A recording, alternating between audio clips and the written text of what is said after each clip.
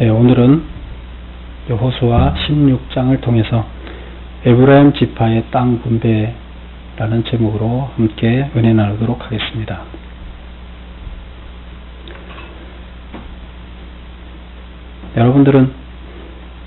여러분들이 부모로부터 가장 받기를 원하는 게 뭐였어요? 부모로부터 뭐를 내가 물려받았으면 좋을까? 대부분 세상 사람들은 돈을 많이 물려줬으면 좋을 것이다. 그렇게 생각할 거예요. 돈만 있으면 다 되는 세상이라고 생각하기 때문이죠. 여러분들은 뭘 물려주고 싶어요? 자식에게. 내가 자식이라면 부모로부터 뭘 물려받고 싶어요? 믿음. 우리 세상의 가치관과 하나님을 믿는 사람들의 가치관은 많이 틀리거든요. 근데 성경에서 보면 부모로부터 물려받는 가장 중요한 것이 뭐냐 하면 바로 하나님을 온전히 믿는 믿음입니다. 그래서 성경에서도 보면 우리가 대표적인 사람을 찾는다면 누구를 찾을 수 있을까요? 부모로부터 잘 좋은 것을 물려받은 대표적인 사람들을 찾는다면 물론 많이 있어요. 그런데 오늘 본문과 관련돼서 찾아본다면 요셉의 자식들이에요. 요셉의 자식. 왜?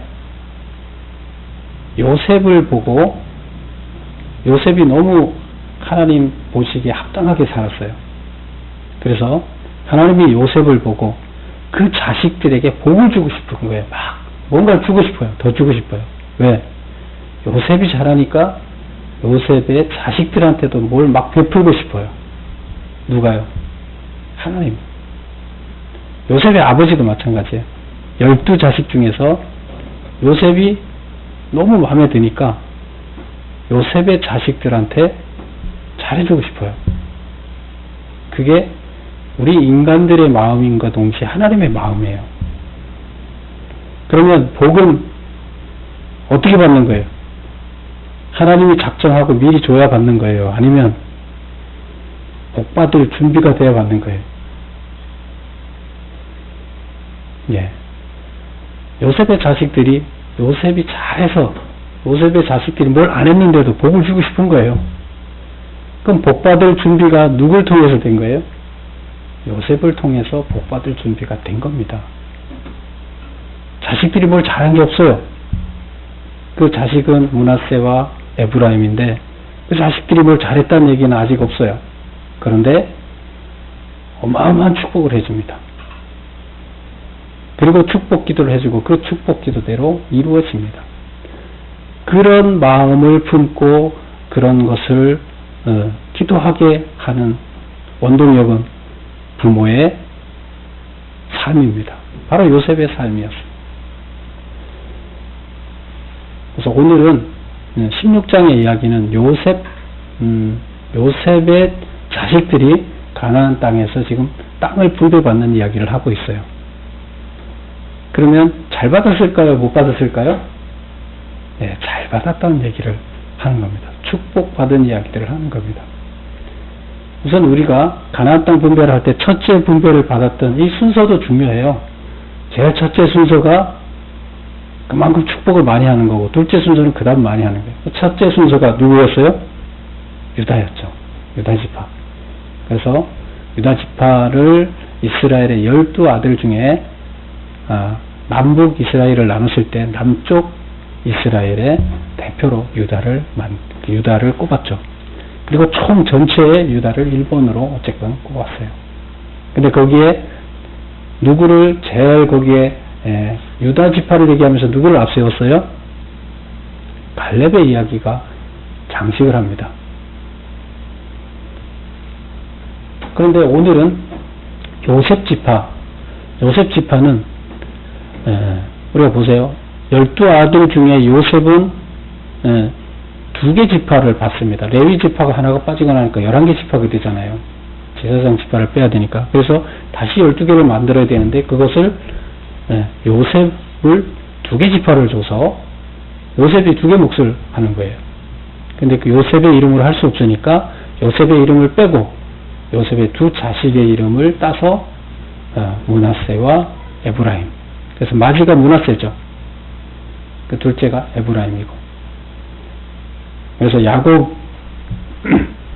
야곱이 요셉의 아버지 야곱이 가장 사랑하던 사람이 누구냐? 바로 요셉의 엄마 라헬이었죠. 근데 그의 맏아들이 또 야곱이 가장 사랑했던 맏아들이 요셉이었어요.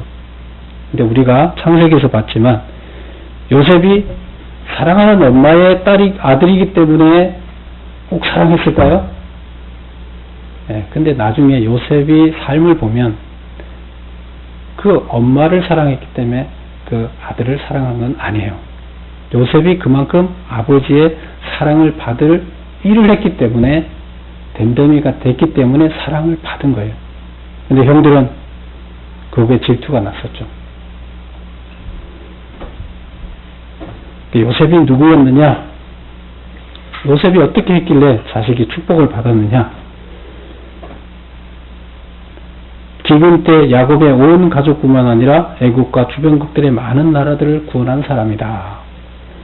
불쌍한 사람들을 보고 항상 생각을 했죠. 저 가난한 사람들 다 먹여 살릴 수 있는 방도가 있는데 저 물은 강을 따라 그냥 흘러가는데 저 물을 잘 관리를 하면 저 메마른 땅을 물을 줘서 다 곡식을 재배하게 되면 할 수가 있는 방법이 있는데 항상 고민이 있었죠.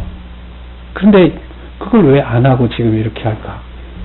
무슨 마음에서부터 그렇습니까? 불쌍히 여기는 모든 사람들을 생각하는 치근한 마음에서부터 평상시에 갖고 있던 생각이에요. 근데 그것이 결국 하나님이 그런 생각이 실현될 수 있도록 하나님이 기회를 만들어줍니다. 그리고 요셉은 수백만 명이 굶어 죽어야 할 그 시대에 결국 요셉을 통해서 모든 사람들 그들이 굶어 죽지 않고 관계 수로를 할 수 있는 기회를 요셉에게 줌으로 말미암아서 그 일을 하게 합니다. 그리고 그런 요셉의 삶을 결국 창세기에서는 결론으로 제시합니다. 창세기가 뭘 하는 거예요? 사람이 구원을 받으려면 어떻게 살아야 되는가를 가르쳐 주는 거예요. 근데 그 결론으로 제시하는 모범으로 보이는 게 바로 요셉이죠. 요셉의 삶을 살아요. 모든 사람들을 살리는 삶, 많은 사람들을 살리는 삶을 살아야 된다.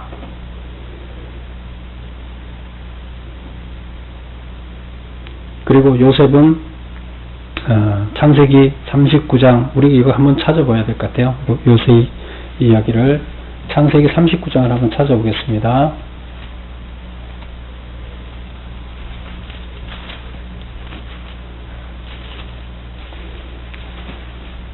39장 2절 3절을 보겠습니다. 창세기 39장 2절 3절 여호와께서 요셉과 함께 하심으로 그가 형통한 자가 되어 그의 주인 애굽 사람의 집에 있으니 그의 주인이 여호와께서 그와 함께 하심을 보며 또 여호와께서 그의 범사에 형통하게 하심을 보았더라. 형통했다 그랬는데 어떻게 해서 형통했다고 말이 나오냐면 여호와께서 2절에 보면 요셉과 함께 함으로 그가 형통한 자가 됐다. 그런데 3절 보면 그의 주인이 이제 지금 종으로 살고 있죠. 애굽에 그의 주인이 여호와께서 그와 함께 하심을 보고 알아요. 여호와가 저 친구와 함께 한다는 걸, 신이 저 친구와 함께 한다는 걸 누가 알아요? 주인이 자기 종 위에 하나님이 함께 한다는 걸 알아요. 그리고 그의 주인 애굽 사람의 여호와께서 그의 범사에 형통하게 하심을 보았다. 누가 봤어요? 주인이, 종을 부리는 주인이 그 종 위에 여호와께서 함께 하심을 봤다는 거예요. 하나님이 눈에 보여요? 그 삶 속에서 하나님을 믿고 살아가는 그 삶을 보면서 하나님을 본 거예요. 그래서 저 친구는 그 하나님이 함께하고 하나님을 믿기 때문에 절대로 나쁜 짓을 할 사람이 아니다. 올바르게 살아갈 사람이다. 하는 것을 주인은 봤어요. 우리가 보여줘야 할 것은 하나님께서 원하는 바로 이런 삶을 보여주라는 거예요. 이걸 보여줘야 돼요. 어려운 얘기죠. 저나 여러분이나 어려운 얘기예요. 그런데 하나님께서 우리에게 제시하는 것은 바로 세상 사람들이 나를 통해서 하나님을 보게 하라는 거예요. 그리고 많은 사람들을 살리는 그 일을 하는 것을 보여주라는 거예요. 창세기 결론은 그겁니다. 바로 요셉이에요. 그런데 그 요셉은 하나님 보시기에 정말로 그렇게 보였습니다. 주변 사람들도 그가 하나님이 함께 한다는 걸 느낄 수가 있었습니다. 야곱은 요셉에게 무엇을 줬을까? 그 아버지는 그 마음에 드는 요셉한테 뭘 줬느냐? 야곱이 요셉에게 2지파의 지분을 상속했다. 그 다음에 야곱이 장남 므낫세에게는 왼손을, 차남 에브라임에게는 오른손을 얹었으니 팔을 엇바꾸어서 축복을 했다. 원래는 오른손하고 왼손하고 어느 게 더 큰 거예요? 항상 오른손이 우선이죠. 그래서 할아버지가 축복해준다 그러니까 이제 요셉이 자기 아들 둘을 데리고 할아버지 앞에 앉힙니다. 앉히는데 어떻게 앉혀요? 오른쪽에 큰 아들이 앉게하고 왼쪽에 작은 아들이 앉게해서 할아버지 오른손으로 큰 아들을 축복을 하게, 더 크게 축복하게끔 이렇게 했는데, 순서대로 했는데 할아버지가 손을 반대로 해서 X자로 해서 축복을 해서 요셉이 그러죠. 아, 이거 잘못됐습니다. 그러니까 나도 안다 하면서 축복 기도를 했습니다. 그래서 지금 오늘 보면 므낫세는 형이지만 실제적인 장자권, 북이스라엘의 장자권은 누가 갖고 가냐면 에브라임이 갖고 갑니다. 여러분, 여호수아가 어느 지파예요? 갈렙은 어느 지파였어요? 그걸 기억하죠? 갈렙은 유다 지파였죠. 여호수아는 요셉 지파예요. 그럼 어느 지파일까요? 요셉 지파인데요. 요셉 자손인데 어느 지파일까요? 므낫세일까 베냐민 에브라임일까요? 에브라임 지파입니다. 그래서 지금 북쪽을 리더해가는 북이스라엘의 리더자는 에브라임이 됩니다. 남이스라엘의 남유다의 지도자는 누가 됩니까? 유다가 되는 거죠. 그래서 유다의 대표적인 지도자가 갈렙이 서 있고, 그 다음에 에브라임의 대표적인 지도자 여호수아가 세워져 있죠. 이것만 보더라도 그냥 우연이 아니에요. 믿음의 줄기가 이어온 걸 우리가 볼 수 있는 거죠.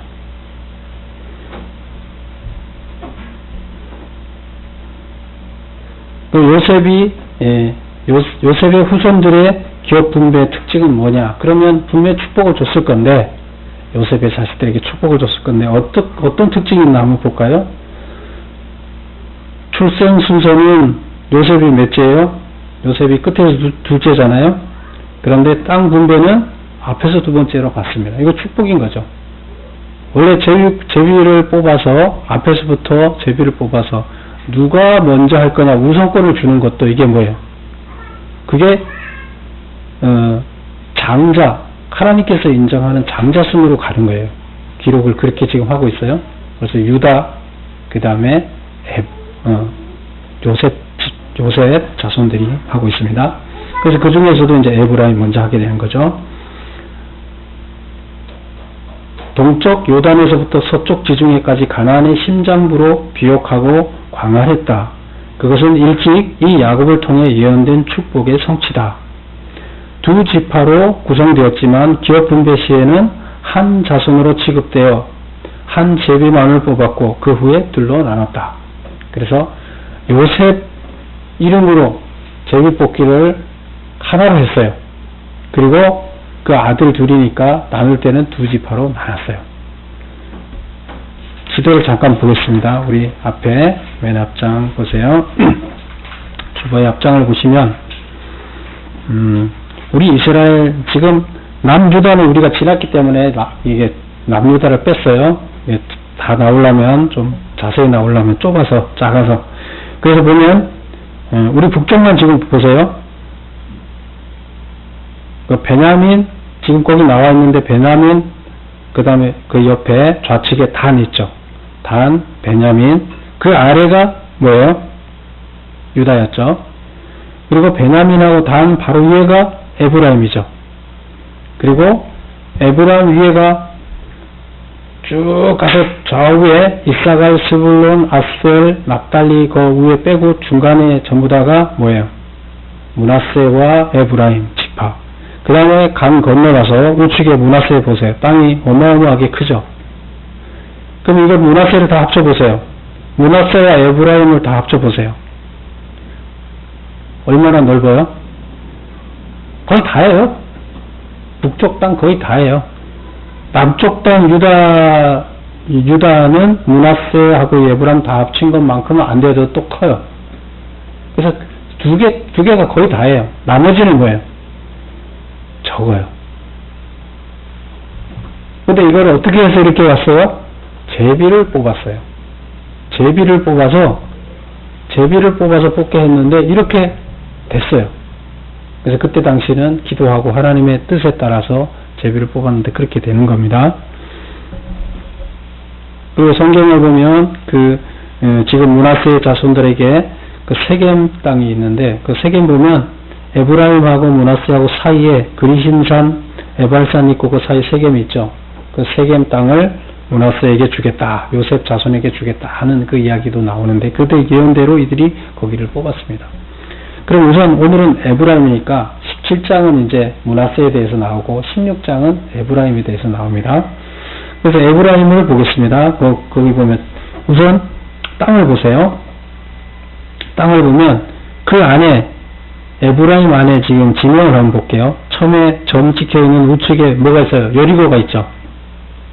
그 다음에 들어가면 아이, 베델. 우리 익숙하죠?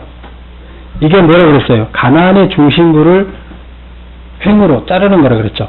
횡으로 잘라가는 그 가운데 누가 있느냐? 바로 요셉 지파가 있습니다. 그래서 여리고, 아이, 베델.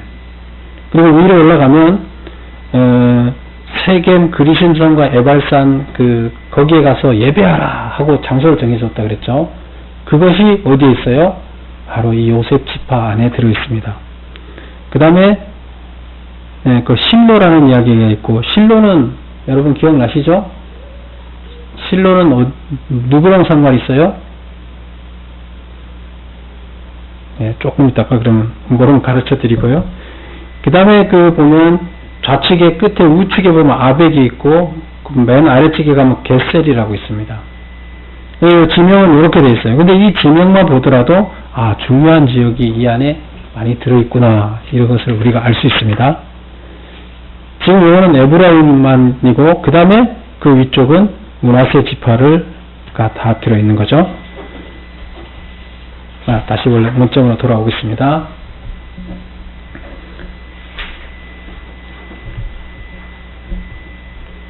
에브라임 지파가 분배받은 땅의 경계는 지금 보셨죠? 그렇게 돼 있어요. 그래서 남쪽으로는 베냐민과 단 지파와 접하고 있고 북쪽으로는 므낫세 지파와 접하고 있다. 그리고 동서로는 요단강에서부터 지중해로 나가는 그 길목에 있다. 에브라임 지파 기업 내의 주요 성읍들은 어디인가? 우리가 봤죠. 여리고, 아이, 베델. 여기서 여리고는 가나안 땅에 들어올 때 제일 견고한 성이라 그랬었어요. 제일 견고한 성을 먼저 부숴야 되는데 그 견고한 성이 바로 여기 있어요. 그 중심부에 있어요. 근데 그것을 부셨어요. 그 다음 아이성 전투는 기억나죠? 아간 명령을 어겼던 것. 그 다음에 베델이라는 것은 우리가 성경의 베델 이야기가 처음 나올 때는 어디서 나오나요? 창세기에서 야곱이 도망갈 때, 형 에서가 죽으려고 하니까 도망갔죠.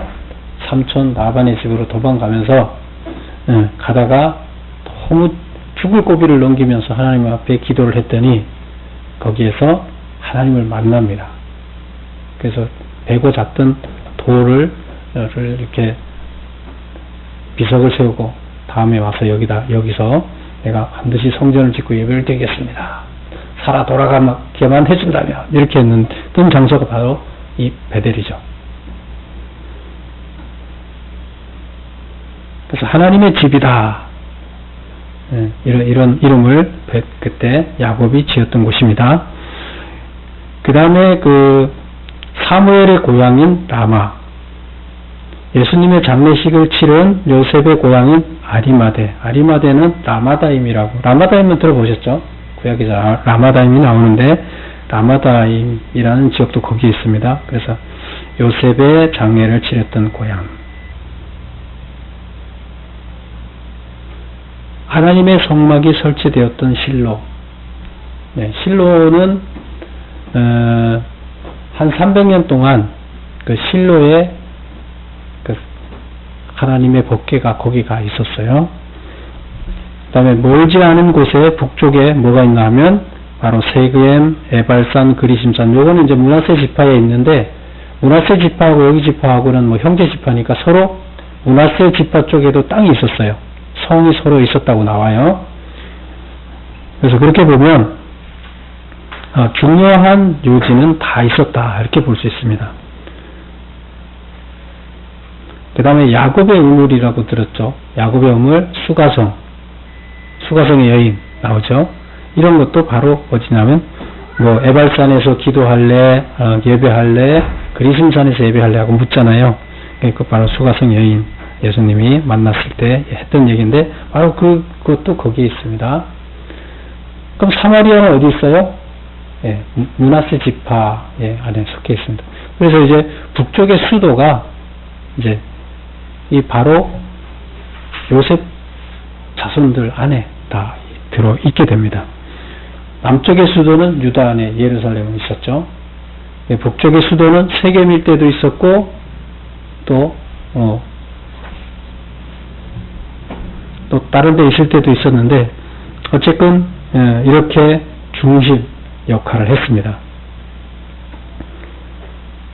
그런데 우리가 오늘 가장 중요한 이야기, 작가가 하고 싶은 이야기 중에 하나님이 축복을 많이 해줬다. 여기 땅이 좋은 땅이다. 핵심의 지역이다. 이렇게 얘기를 하고 마지막에 가면 이렇게 얘기를 합니다. 10절을 보세요. 그들이 겟세에 거주하는 가나안 족속을 쫓아내지 아니하였으므로 가나안 족속이 오늘까지 에브라임 가운데 거주하며 노역하는 종이 되니라. 여기 보면 겟셀에 거주하는 가나안 족속을 쫓아내지 아니했다 그랬어요. 쫓아내지 아니했다, 이 어감은 쫓아낼 수 없어서 쫓아내지 않았다는 뜻인가요? 쫓아내지 아니하였다. 쫓아낼 수 있는데 쫓아내지 않았다는 뜻이에요. 가나안 족속이 오늘까지 에브라임 가운데 거주하며 노역하는 종이 되었다. 결국 종이 됐다는 건 뭐예요? 종으로 삼았으면서도 쫓아내지 않았어요. 그럼 왜 안 쫓아낸 거예요? 쫓아내지 않은 이유가 뭐예요? 종으로 써먹으려고. 종이 돈이잖아요. 노예로 써먹으려고. 그럼 하나님은 왜 쫓아내라 그랬어요?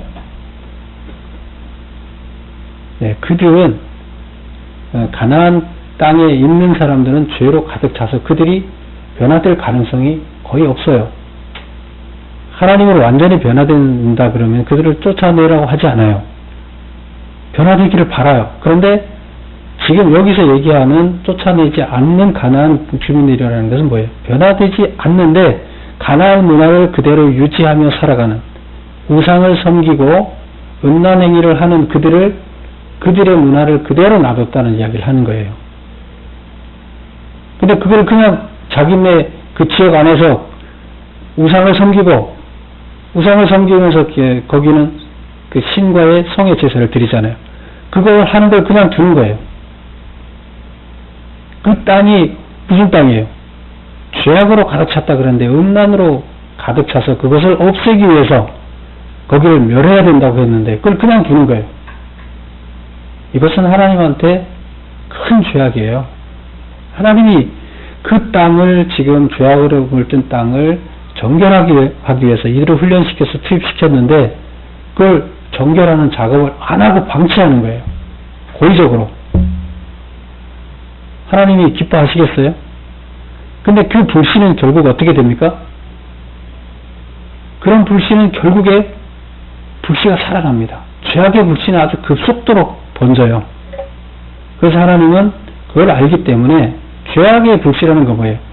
인간들의 본성에서 하고 싶은 대로 하는 거예요. 인간들의 욕망을 그냥 육체적인 욕망을 다 충족시키는 것이 죄악의 불씨예요. 근데 그것들은 활성화가 되면 금방 불 붙듯이 다 태워버려요. 그래서 그것을 제가 하라는 건데 거기다 놔뒀어요. 불씨를. 바람 한번 불면 어떻게 되겠어요? 다 타버려요. 그래서 결국에 어떻게 됩니까? 나중에 보면 불과 몇 년 안 돼가서 그 이스라엘이 전부 다 어떻게 됩니까? 우상으로 가득 차게 돼요. 그리고 나중에 어떤 왕이 성전을 청소하다가 막 청소하다 보니까 수리하고 청소하다 보니까 거기 뭘 발견해요? 성경책을 하나 발견해요. 그걸 뭐라 그래요? 와! 이런 성경책이 있었어. 옛날에. 이런 게 있었어. 그리고 막 난리가 난 거예요. 그거 읽고. 먼지에 가득 쌓인 거. 그 뭐 도대체 어떻게 됐다는 거예요? 불씨로 놔뒀던 우상들이 결국에 다 불이 나서 하나님의 법을 지키는 사람들이 사라져버렸다는 거예요. 다 불태워졌다는 거예요. 죄악으로 가득 차게 됐다는 거예요. 성경책을 먼지 하나 있는 걸 발견해갖고 이런 책이 있었다는 걸 대단히 놀라운 일이라 하고 그걸 읽으면서 개혁을 시도했어요. 성경을 아무도 안 읽고 있었다는 거고 다 버렸다는 얘기죠. 근데 뭐 이런 성경은 아니죠. 그때 뭉치로 돼 있었던 두루마리로 돼 있던 그 성경을 발견하고 얼마나 끔찍한 게 변화되나요?